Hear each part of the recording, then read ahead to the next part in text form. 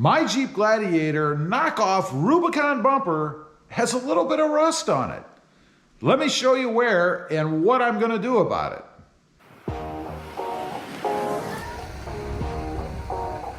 Well, good morning, everybody. How are you today? Pretty good here, and that's right. My Jeep Gladiator Knockoff 3-piece Rubicon bumper has a little bit of rust on it. You know, part of the concern of getting this knockoff bumper was how well is it going to hold up, right? And one of those concerns, of course, because it is a steel bumper, is rust. So I was looking at it this morning, and indeed, I did find just a little bit of rust on it. Let me turn you around here, and I'll show you what I'm talking about. Primarily in the fasteners. Now, these you can see have started to oxidize a little bit. That's why you can see the kind of white or gray color in the bolt heads there. But this one is actually rusting. And if we move on down the way here, you can see just a little speck of rust maybe right in that one. And then more oxidation around the edges here. Now, there also is a little bit more rust on the little bar that goes across the top, at least the little bracket part, if you will, where it's held down. Let me show you that.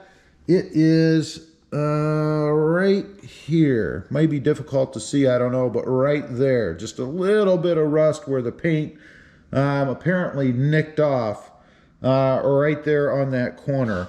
Now, looking around at the rest of the bumper, I don't really see any other rust spots of any kind. Nothing really at all. And then over here on this little bracket, maybe a little dab, maybe right there. And that's about it. A little more rust inside this fastener here, you can see. But those are just bolts. Other than that, I don't really see any other rust, if you will, on the steel, on the bumper. But I do want to take care of the fasteners that are rusting, because as they get worse, of course, it'll spread across the whole head of that bolt, and it won't look very good. Now, I will say, in all fairness, when you stick the Allen key down in there to tighten those up, or the Torx bit, I think it's a Torx bit actually, you are going to chip off some of the paint, and probably in any install, you should go back over it with some sort of a sealant or paint, just to make sure that you're going to protect it after you've already put it on.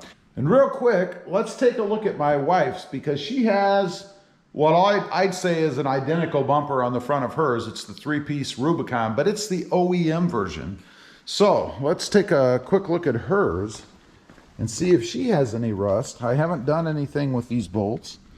So taking a peek down in here, they actually look pretty good. I don't see any rust around this piece like on mine or the welds.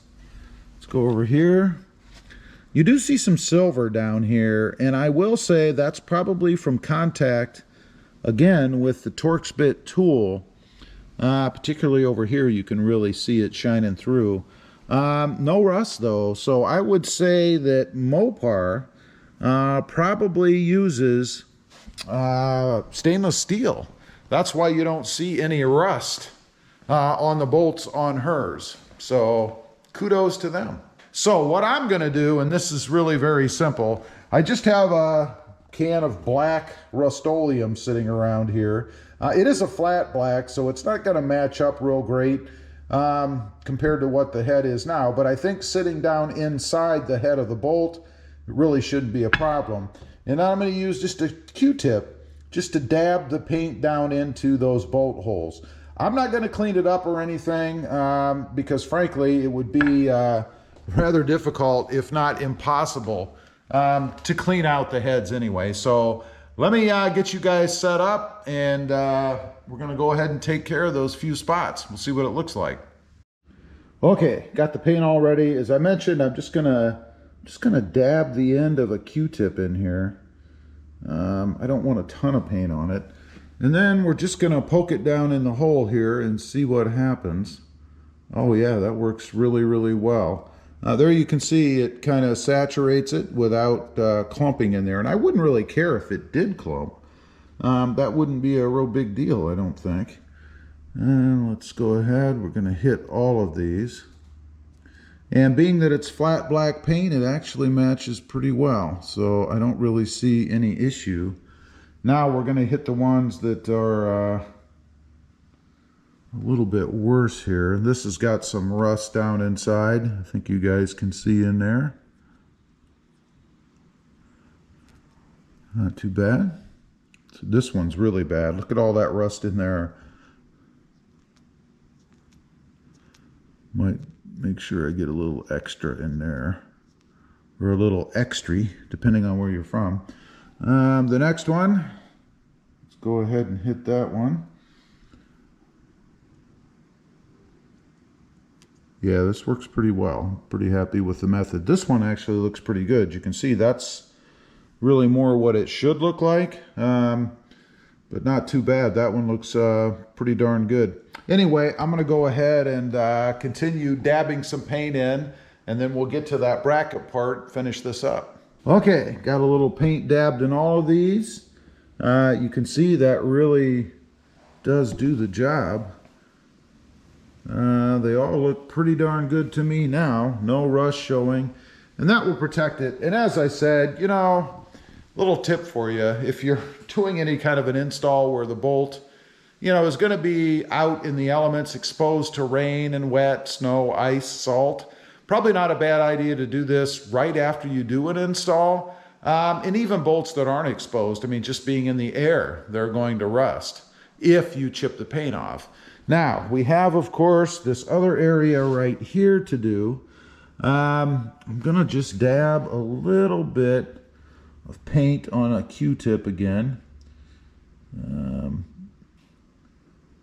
I am by no means a professional painter, as you can probably tell. But let's go ahead. I'm just gonna cover that up, just to kind of protect it. There you go. And that should dry rather, duller, so it should be okay. I do see a little bit more here.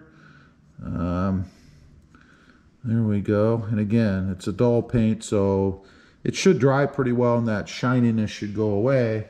And then I do want to hit this one little spot right here I noticed. I'm not sure if this is rust or not, but just in case, I don't want it to get worse, so just going to dab that right there a little bit.